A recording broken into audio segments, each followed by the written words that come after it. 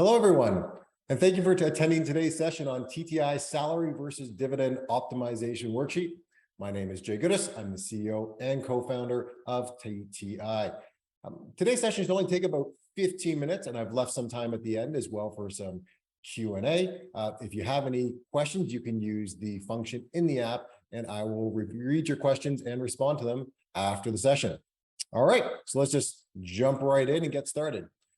Now, before using the TTI Salary versus Dividend Optimization Worksheet, it is very helpful to have some familiarity with TTI's Personal Tax Scenario Worksheet and TTI's Corporate Tax Scenario Worksheet. If you're familiar with those, great. If not, there's a training session available online at TTI's YouTube channel. If you need the link directly, just feel free to email us at support@taxtemplates.ca, and we'll send you the link to that webinar.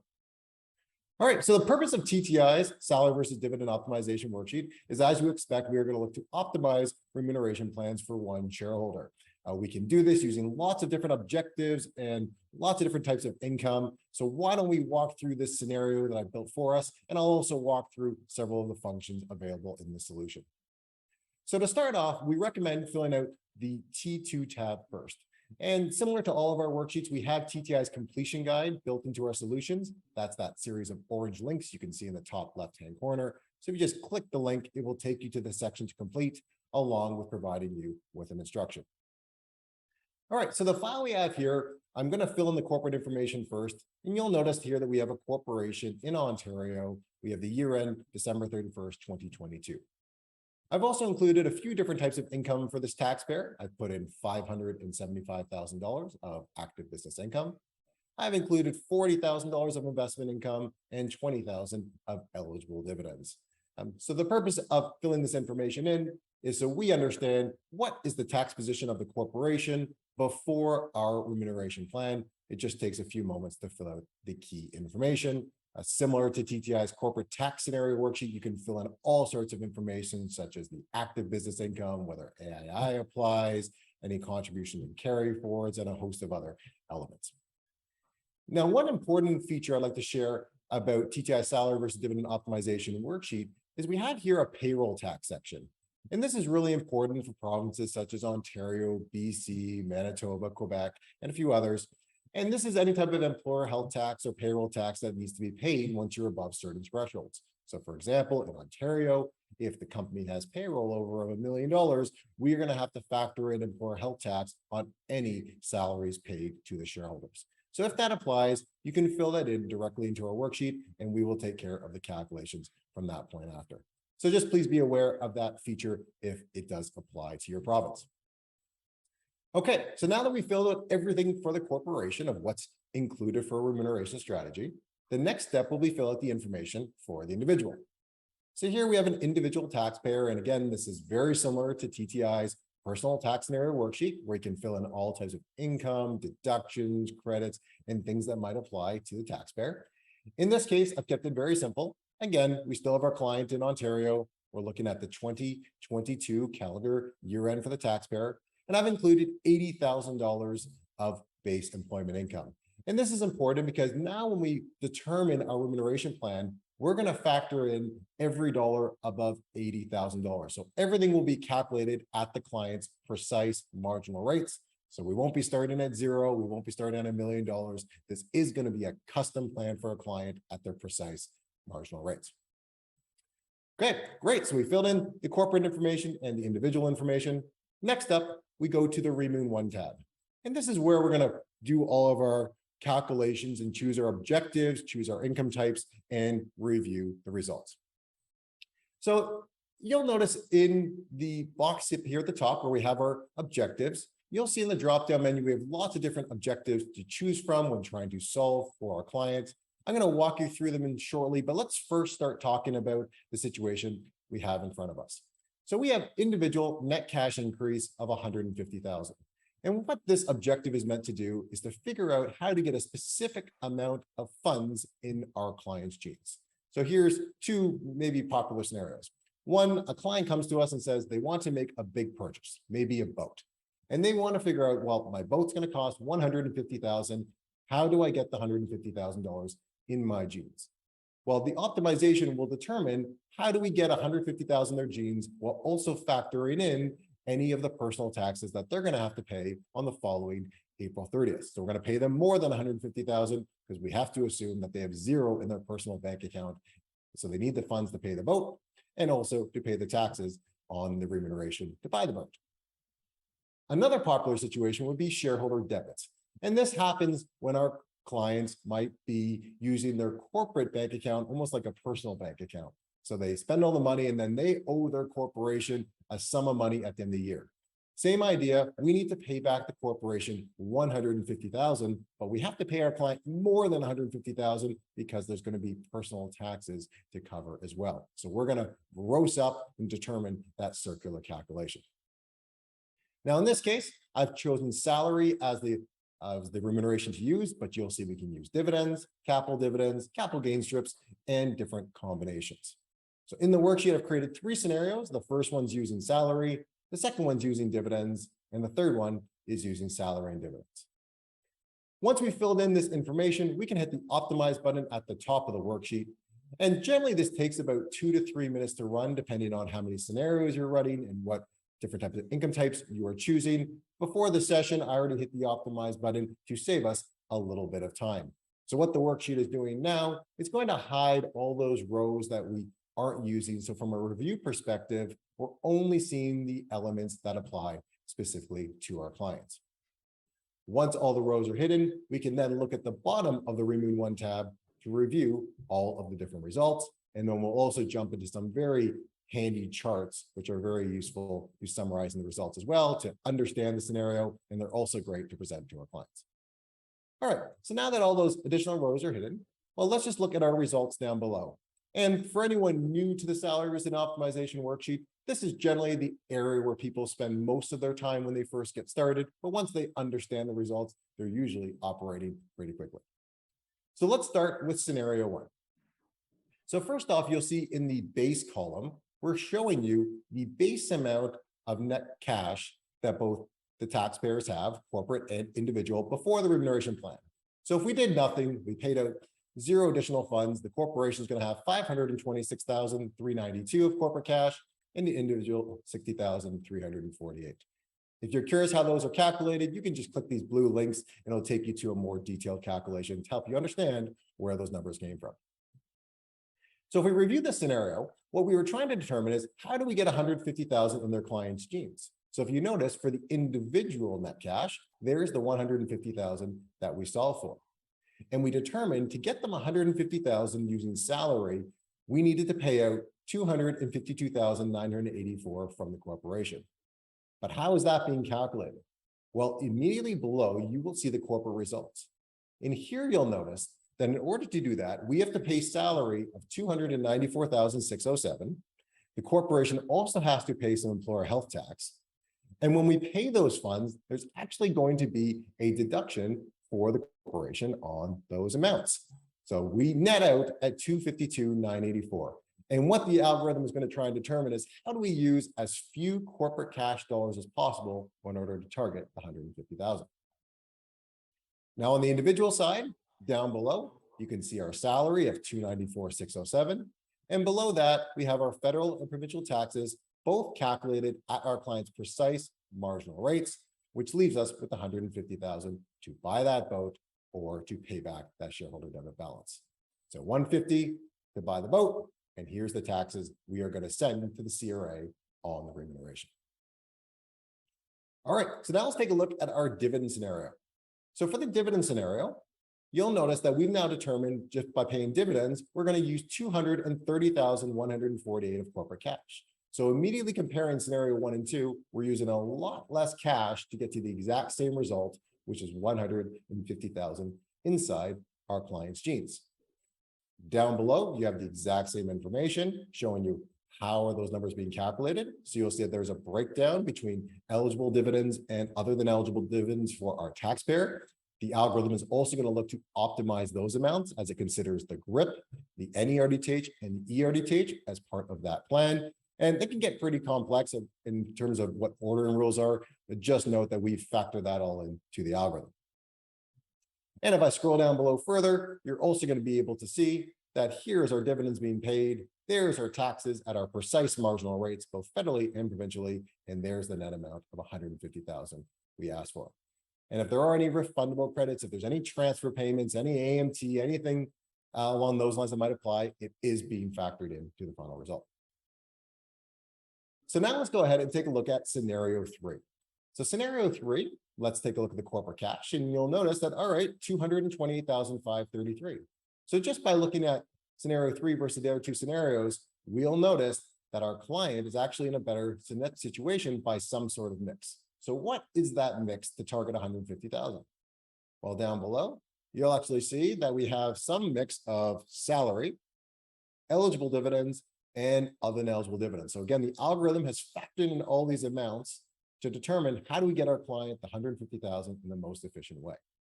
And what I really like to do is to look at the charts as a summary, because they're really helpful, especially for this solution. So on the chart that I have on the screen right now, which is the Remun 1 cash chart, you'll notice that in all three scenarios, there's $150,000 of net cash, that top line there, which is the target our client asked us to solve for them. You'll notice the amount of corporate cash we use for each scenario. So see 1, 2, 3. And if I just jump to the last line, which is our red there, we are beating out dividends only in this case by $1,615, and we're beating out salaries only by $24,451. So by filling in a few numbers, hitting optimize, and letting the algorithm work, we can then show our clients which result is best for them and why, and show them the numbers. Now, there's also two more charts, which I find very helpful, which is the corp before and after chart.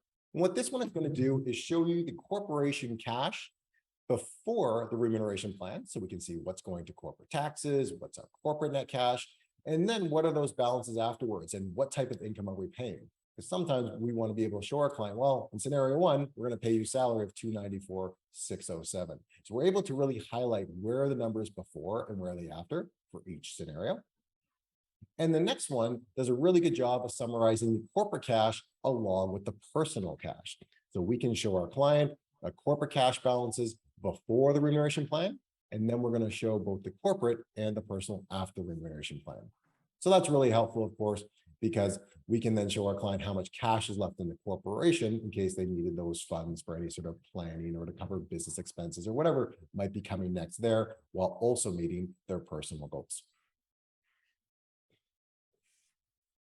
All right, so that does I think a high level job of how we walk through the worksheet. So if I were to just summarize what we did, we went to the T2 tab and we started off by putting in the income of the corporation before the remuneration plan. So we have all of our starting balances. We then went to the T1 base tab. We dropped in the existing employment income or any other income of the taxpayer. And then we jumped to the Remun 1 tab. We told the worksheet what it is we want to optimize, what type of income to use, and how much. Hit the optimize button, and all the results are below. Okay, so with that, let me show you a few other cool things that we can do with the solution. I know one of the popular strategies at the moment is using capital gain strips. So if we want to do another scenario, let's say net cash increase of 150,000, and we are interested in looking at a capital gain strip. Well, what I can do is choose capital gain strip from the drop-down menu for our client. And then what we'll do is we'll just hit the optimize scenario 4 button, because we've already gone ahead and optimized the others, so we don't need to optimize them again. And you will notice that there is some red text there telling us that we need to re-optimize. So that's right down below. So anytime you change something in the worksheet and we recognize there's been a change, we're going to ask you to re-optimize it just to make sure that you're always looking at the most recent answers. Now, in this case, for using a capital gain strip, there's a feature that I actually put a number in here, and I'll show you momentarily. And what that number is the amount of fees you have to pay. Because for some of these strategies, we have low fees and some of them we have higher fees. And with CG strips, those fees tend to be a little bit higher. So you can actually enter whether or not they're non-deductible or deductible. So when we highlight to our client why one strategy may be better than the other, we can at least factor in the fees as part of that discussion. So that's already been built into this solution. It's also really nice to show how maybe the capital gain strip scenario holds up versus maybe more traditional remuneration planning strategies. So in this case, you'll notice I put in $20,000 of non-deductible capital gain strip fees, and we'll be able to see what the balances are to compare. So by running this scenario, our client has $210,000 $132 of corporate cash in order to target the 150,000. And of course, all the charts are going to be updated as well as we go ahead and run our scenarios. Okay, so now I think the next step here is to identify some of the other objectives we do in the TTI solution. So here, for example, we talked about net cash increase, gross cash increase. This is a new optimization we built in the worksheet in the last few months. And this is for a situation where the client says, well, I want to clear my shareholder debit balance, or I want to buy that boat for 150,000, but I'm not interested in worrying about the personal taxes next April. I'm going to deal with that next April, or maybe my client has some funds in their bank account. They just want the 150, figure out taxes later. Well, gross cash increase allows you to do that, to just figure out how do we get the 150 out in the most tax efficient way. We're also able to target certain incomes like total income or taxable income in the worksheet, which can be useful for certain benefits, or maybe we want to highlight to the bank, we make a certain amount of money for a mortgage. So you can use those for those types of circumstances. We have a lot of tax-free amounts built into the solution. So for example, until federal taxes apply, provincial, AMT. So that's really useful when we want to pay out maybe tax-free dividends, and we want to make sure there's no personal taxes that are going to apply. You can choose which one it is you'd like to use. You'll notice we also have until OAS clawback. This one's a lot of fun because there are clients in public practice, at least I noticed in public practice, and I hear from clients still today, that they just don't want their OAS clawed back under any circumstance. So using this one, we can figure out the optimal remuneration plan without clawing back any of the OAS. So the algorithm will stop right there. Now, we also have some optimizations that start on the corporate side, such as a corporate net cash decrease. Maybe we want to reduce the taxable capital of the corporation. Maybe we're looking to move out some of the cash for some strategic reason. Well, you can choose a net cash decrease, and the worksheet will update accordingly. We'll do the same thing for net income and taxable income. If there's a certain threshold you're looking to achieve, you can maximize the dividend refund. So what we'll do is we'll pay out all those amounts to maximize the dividend refund. Extract all cash. This is really useful for those liquidation scenarios where we want to liquidate all the cash of the corporation in the most tax efficient way. We can target federal SPD limits, provincial SPD limits, and of course, any limit you enter. That's really handy for maybe our clients in Saskatchewan, where there's a different federal SPD limit from provincial SPD limit. And it's also very useful where clients might have SPI or SCI, and they want to target that specific limit so they're not paying tax at the general rate, that only things are done at the SPD rate. That can be done as well. And again, there's a few other ones here as well. If you're curious about what all these solutions objectives can do, inside TTI's folder, in our tax planning folder, we actually have a support folder built directly into it. And on the support folder, you'll be able to see a PDF that will walk you through all the salary dividend objectives. But of course, if you have any questions about which objective is best for your situation, feel free to reach out to us. Again, we're happy to make sure you're using the right objective before you start. All right. So I think that walks us through in detail about what this worksheet's purpose is and some ways to use the solution, and also ways to summarize the information on what are the results that we're looking at. This is one of TTI's flagship, and it's used a lot, especially as we enter into the fall season, into the winter season, as the remuneration planning is being done before those T4s and T5s are being filed. If you have any questions working with the solution, again, please feel free to email us at support@taxtemplates.ca. I said I was going to keep it to 15 to 20 minutes, so I'm going to stick to that, but I am going to stick around for a few more minutes for any of the questions that have come in. Anyone has to get back to their day. Thank you very much for tuning in, and we appreciate you being a TTI client. So thank you, and I'll answer some of the FAQs that have come in.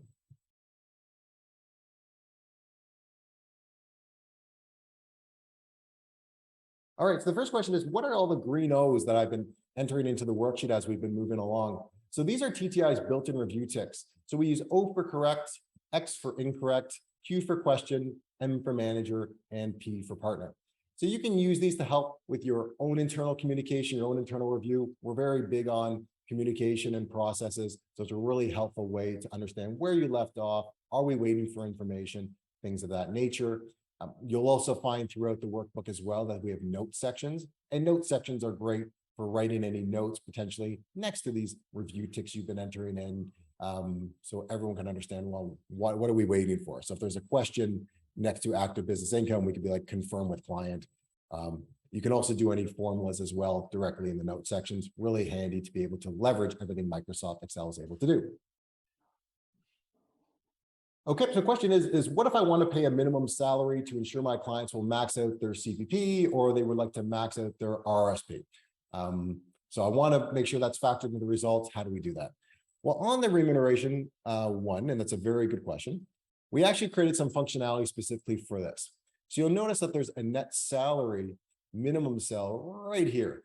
And this is useful for that situation where clients as well, I'm going to max at RSPs, I need $170,000 of income. So in this particular scenario, our client already earned, I think it was 80,000. So we can just drop in 90,000 into the cell. And then when we're doing the optimization between, say, salary and dividends, we will ensure that at least $90,000 in salary is allocated first to meet that objective.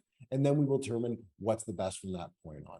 So really handy and a very popular use of this worksheet when clients have decided that RSPs and or CPP is really critical to their long-term plan. Okay, question is, can you explain the integrated net cash function objective? All right, so down the bottom here, it's until integrated net cash decreases. So this is a really useful function when a client usually has balances such as RD2H inside their corporation. And we're looking at maybe paying dividends, but the taxpayer wants to make sure that they're in the same cash position, corporate and personally. So for example, when we pay a dividend out of the corporation gets cash back. But if that dividend is being paid to somebody with no income, that dividend is going to be tax-free. So if the corporation gets, let's say 38% back on a $10,000 dividend, corporation gets $3,800, but the individual pays zero tax. So we're actually in a $3,800 positive cash situation in that particular scenario. So until integrated net cash decreases, it will keep paying dividends out of the corporation until the total amount of tax and cash back align. So puts the client in the exact same cash position after the remuneration plan. The only difference is that the cash is now held personally as opposed to inside the corporation. So very good question. What if my client has a carry forward balance such as RD2H that I want to consider in the analysis? Another good question. So on the T2 tab, what you're able to do is you can go down to the contributions and carry forward sections. The numbers, obviously, opening balances start as nil. But if you did want to include any type of opening balance, you can put them directly into the worksheet and they will be factored in to the optimization analysis. Now, one word of caution that might take away some of the apples to apples approach of comparing maybe a salary to a dividend and things of that nature, but very valuable when you're trying to figure out how to take funds out using the fewest amount of corporate cash dollars possible. Leveraging those refundable balances are very helpful. Okay, what if my client is married and I want to consider their balances and pension income splitting and such? Okay, so to do that on the T1 base tab, similar to personal tax scenario, you can just choose them as married or Kamala. And you'll actually notice we have blank columns just to the right here. This is exactly for that situation. If you make the married or Kamala, it will populate information directly here, and you can fill in the information of the spouse. So if they were, someone had pension income and there was pension splitting or donations or anything else that would be discretionary, that will be factored into the optimization result. So we're going to optimize while also including things like pension splitting and others. And it's a very complex calculation, but the algorithm does all of it. So just hit optimize and it'll factor in, should we pension split? If not, how much? And make sure we optimize the position for both the individuals and the corporation. All right, and this looks to be the last question. What does the save results to new tab button do? So in the worksheet here, you'll notice there's save results to new tab right here at the very top. And this is really cool because we might have run a scenario for a client and we want to go ahead and save the particular scenario, just so we can review those numbers if we want to keep running a new analysis. So what this is going to do, it's going to take a screenshot of this particular tab, the Remove One tab. So we have all that data saved and what the results would be. And saving right now, and you'll notice it in the bottom left-hand corner, there's going to be a new tab automatically populate. And what that allows for is when we run the new scenario and we want to compare maybe 150,000 to 160,000 or anything that we'd like to do, we can go ahead and just click a few tabs back and forth. You can use the save results to new tab as many times as you want. It's just a really handy feature, so we don't maybe necessarily have to save the workbook, run a new scenario, save a new workbook, run a new scenario, save a new workbook, and so on. It allows you to review those results all immediately side by side. It generally goes a little bit quicker than what you have going on the screen here. It seems that Zoom might be slowing us down a little bit for this particular scenario.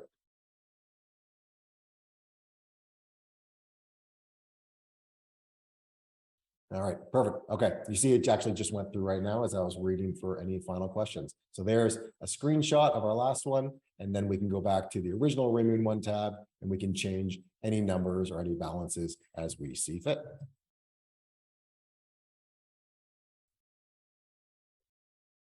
Okay. Well, if that's all there is for questions, again, thank you very much for attending today's session. This is recorded and we put online very shortly. And thank you for being a TTI client, and have a great rest of your day.